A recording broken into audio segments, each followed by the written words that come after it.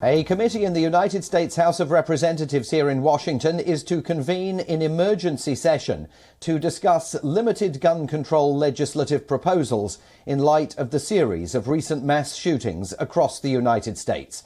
The Judiciary Committee will take up a bill aimed at toughening national gun laws following the Texas massacre that killed 19 children and 2 teachers last week. The 41-page draft bill raises the legal age to buy certain weapons. It clamps down on trafficking guns and restricts large-capacity ammunition feeding devices. The full House has already passed legislation expanding background checks on gun buyers, but the Democrats continue to face an uphill battle to advance the legislation to the president's desk, because in the Senate they still do not have the necessary 60 out of 100 votes.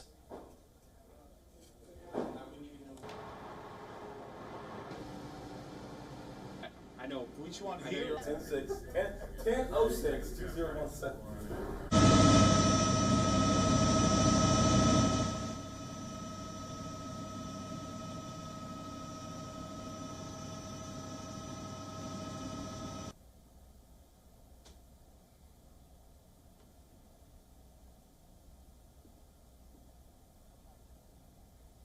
And we can cross live now to New York City, where WION's correspondent Susan Tehrani is reporting for us again today.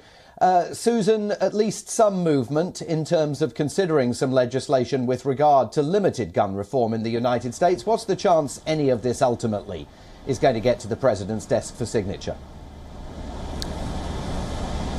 Right.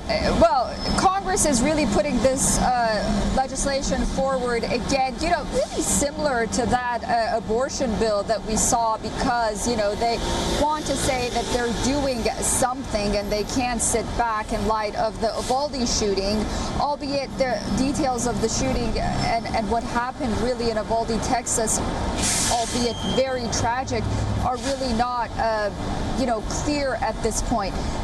So they have to really put this legislation forth. They want to get everyone on record on how they will vote or not. But, these are members of Congress that know very well how the system works. They know that America, democracy, and the Constitution has a framework that, for the most part, internal laws, notably on gun restrictions, will go back to the state. So they're familiar with that. And while they put this legislation forward, they know that it will probably face pushback in the Senate, but at least symbolically, as you mentioned, they want to, take these steps and again talk about, limiting at least the age of gun purchases on the one hand from 18 to 21, and then some other measures as well.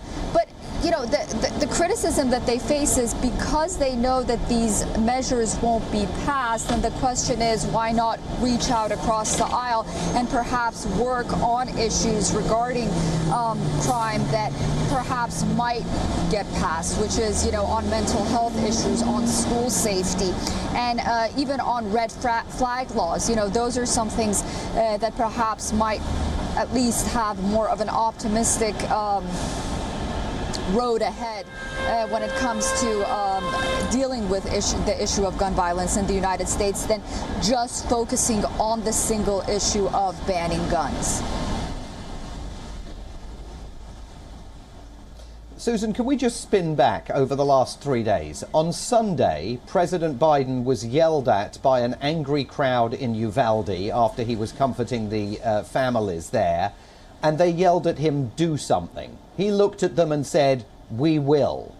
The following morning, he told reporters that he wasn't in a position to dictate on issues like gun control to legislators. And he said that he hadn't yet had any conversations with Republicans about trying to advance gun control legislation. Then on Tuesday, he told reporters that he was planning to reach out to Republicans to try and advance all of this.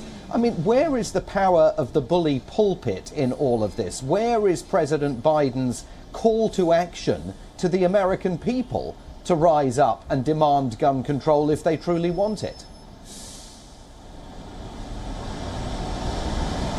The majority of the American people want some sort of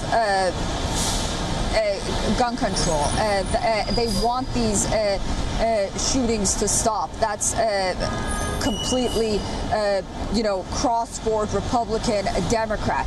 But President Biden, with each passing day, seems to sound like a creature of Washington that's been there for 50 years. First of all, he understands the separation of power. He understands very well where his executive power stops. He has his hands full right now with all of the problems that he's facing. And he knows very well that even though he, could perhaps put some kind of symbolic roundtable together between the Republicans and Democrats, it's all going to be about the votes in November. And for the majority of red states and Republicans, I will guarantee to you that if they thought that any sort of gun reform would win them votes in November, they would be at the table. But President Biden knows that very well. He knows that it would be a kiss of death even for his own party if he goes ahead with doing something like this. And he has limits on his power, like I said, when it comes to this. So he understands that.